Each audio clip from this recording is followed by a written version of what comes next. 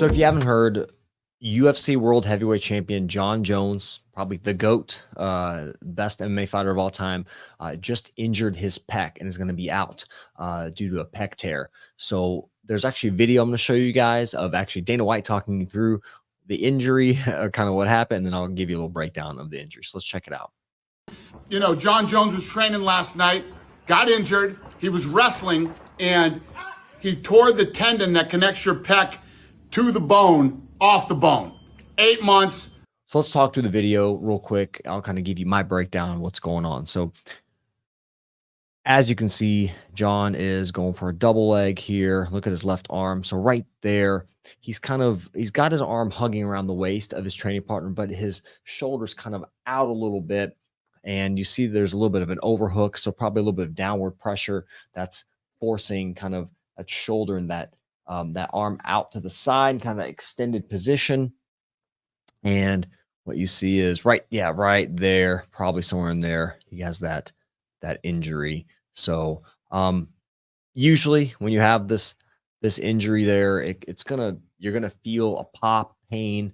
There's gonna be some swelling. You may even have a deformity, usually a deformity where you have like a little divot or kind of indentation. The pec's gonna look different from side to side. So the purpose today, we're gonna kind of talk about what the pec major muscle does, how it gets injured, and just generally the rehab process going forward. So let's get into it. So with a complete tear, a lot of times, athletes will opt for surgical intervention, so to have the pec repaired to get back the strength and function of that pec and of that arm. So when we look at the pec major muscle, as you can see here, we're looking at the right pec major here. Now, essentially what you see, you have a couple little things here. The origin, or kind of where the muscle originates from, is kind of the first part is at the sternum, kind of at the chest wall, and then the clavicular head where the clavicle or the collarbone is. So that's kind of where it originates from. And then it tapers into this area where it attaches into the humerus, which is your arm. And so what this muscle does is it brings the arm, it does multiple movements. Obviously, people think about working out their pecs or doing a pressing movement, right? Or pressing. But that muscle, what it does is brings the arm in kind of towards your side and also across, but also rotates the arm in. So whenever the arm is like in this extended out position, as you can see, like that, the muscle wants to do this to be tight, to be extended. It's like this. And Jon was kind of this extended position, even though the elbow was bent, that extension was here. He was kind of lengthened. And when you have a forceful extension there, a lot of times the injury will occur at the tendon, which is the muscle to bone attachment. Will kind of peel off the bone essentially, and that's what's going to happen. And that's what appears to have happened with Jon and his injury. Pretty interesting research article that we can look at that's going to give us a little feedback, a little information on exactly the recovery process, why you should or should not have surgery, and what the benefits are. So this article, titled Outcomes and Return to Sport After Pectoralis Major Tendon Repair, a Systematic Review, by Yu, Zhang, Horner, and Ayeni. Basically, what they did was they took a bunch of articles, research articles that had to do with pec major tendon repairs and the outcomes of that, and they compiled them all together and basically gave us some statistics on the outcomes of all of those things. The results were, they looked at 18 studies and 536 patients. So the majority, 90% of the patients undergoing pec major tendon repair successfully returned to sport between 6 and 8 months after surgery. So those are pretty good numbers, pretty good outcomes. Then when we're looking at it, 74% returned to their pre-injury level of sport. So meaning, Jon, who is fighting for the UFC, 74% chance he's going to be able to get back to that level of competition that he was at before his injury. So after surgery, post-surgically, 81% of patients experienced complete pain relief after the surgery, and 19% had some cosmetic complaints after repair. And of the 10 studies, 18% had some complications, which could include re-injury or re-ruptures and infections, which, is not uncommon with any surgical intervention. So you can have some issues that can occur. Obviously, no surgery without complications or risk of complications. The conclusion is, pec major tendon repair is an effective treatment, high rate of return to sport, You're getting some relief in pain, and you're getting the improved cosmetic appearance. Basically, the pec's going to look similar to the way it did before. There are some complications, but they're limited. And so seems like for athletes wise, you want to get surgical repair.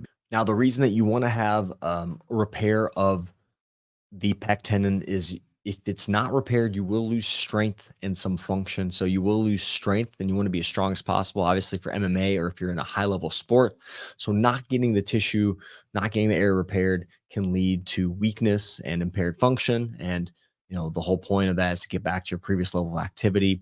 So most athletes, jiu-jitsu practitioners, I've had some training partners that have had injuries to the pec. You want to get it repaired if you're active, just because it will help getting your strength back and get the function of your shoulder to hopefully as close to 100% as possible. So let's talk a little bit about the rehab process and return to sport process, kind of what that looks like. So now there's going to be some variability between doctors and what their protocol is, but protocols are general guidelines. And I just want you guys to have a basic idea on what the recovery process is from day one after surgery to about 6 months and then return to sport. So initially after surgery, you're going to be put in a sling. You're going to kind of have your arm immobilized and you're going to keep it there. And that's to, obviously to protect the repair. The goal is to get the tissue to heal properly and heal strong so that you can start to improve mobility and strength and kind of get the function back in your shoulder. You'll begin just basically no lifting, no active movement for a little while, and they'll tell you how long that will be essentially. A lot of times you'll do passive range of motion, meaning you'll have a therapist kind of moving your arm through some certain ranges, and they'll limit those ranges according to how far out of surgery you are. For example, they'll want your arm pretty close to your side, and they won't want you moving it out too far, just because remember, the injury occurs when the arm is kind of in this extended external rotate kind of outward movement, because the muscle does this. So you're gonna limit that movement right now to limit strain. So eventually, as you work through the rehab process, you get to about 6 weeks, you can start doing some movement with assistance and then actually moving it by yourself. So that's anywhere from 6 to 12 week span. You're going to be doing some of those things. You'll do some very gentle other movement exercise, maybe a little bit for the elbow. And the goal, at about 12 weeks is to have full range of motion in that arm, be able to move the arm fully and comfortably at about, 12 weeks. Then when you're looking at 12 to 16 weeks, you can do some light resistive exercise. Now, again, there's going to be variability, but this is just kind of the process. You're going to start doing a little bit of gentle strengthening, and you're going to work through that. Then you'll add, 16 to 20 weeks, you'll start adding a little bit more resistance and just gradually building the strength and building the function in that shoulder and that arm. Then you'll advance, gradually getting back to, sport specific or activity specific movements that you want at about 6 months. And that then tends to be kind of the ideal marker with, the research we just looked at, about 6 months. Now, again, 6 to 8 months, it could take longer, and the 8 months could be, training camp or whatever needed, to prepare for the activity. When you're a jiu-jitsu athlete, if you're released from physical therapy or released to return to sport, I think it's a good idea to work with a sport-specific physical therapist, someone that kind of really understands the necessary movements, the necessary activities of jiu-jitsu, like what positions your arm's going to be in and what you're going to be required to do with gripping, pulling, again, takedown, squeezing, those type of things. So that's where working with a sports physical therapist or a physical therapist that understands the rigors of jiu-jitsu, I kind of harp on that all the time, someone that understands kind of what you're going to need to do.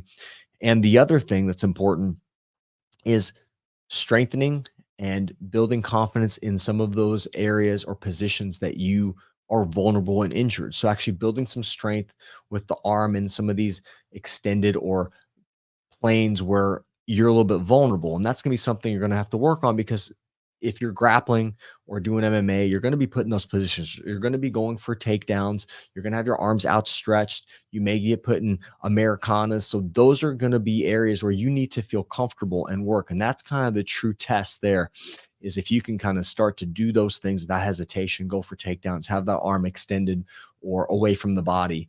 And that's where you need to train. So that's going to be like the highest level of, return to sport, is obviously full rolling, full grappling, full activity. And the other piece to get to that point, to bridge that gap, is we start to integrate and move towards those movements that you're vulnerable in a safe and effective manner, to get you confident and get you strong in these planes. And that's going to be the goal of physical therapy. With a physical therapist that understands jiu-jitsu and grappling and MMA, those type of things, and wrestling. So, and I've worked with some athletes that have had not the best physical therapy, where they were not prepared to return to sport, came back too early, re-injured, and you don't want to re-injure. So you want to take, the proper approach, find a physical therapist that understands how to get you back, how to bridge that gap between, release from physical therapy to return to sport 100%. It's going to be a gradual process. Everybody's a little bit different.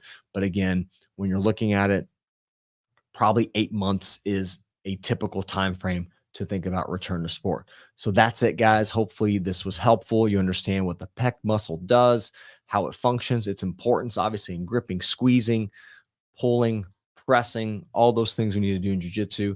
We got to have a strong pec, strong shoulder, strong arm. And talk to you guys next time.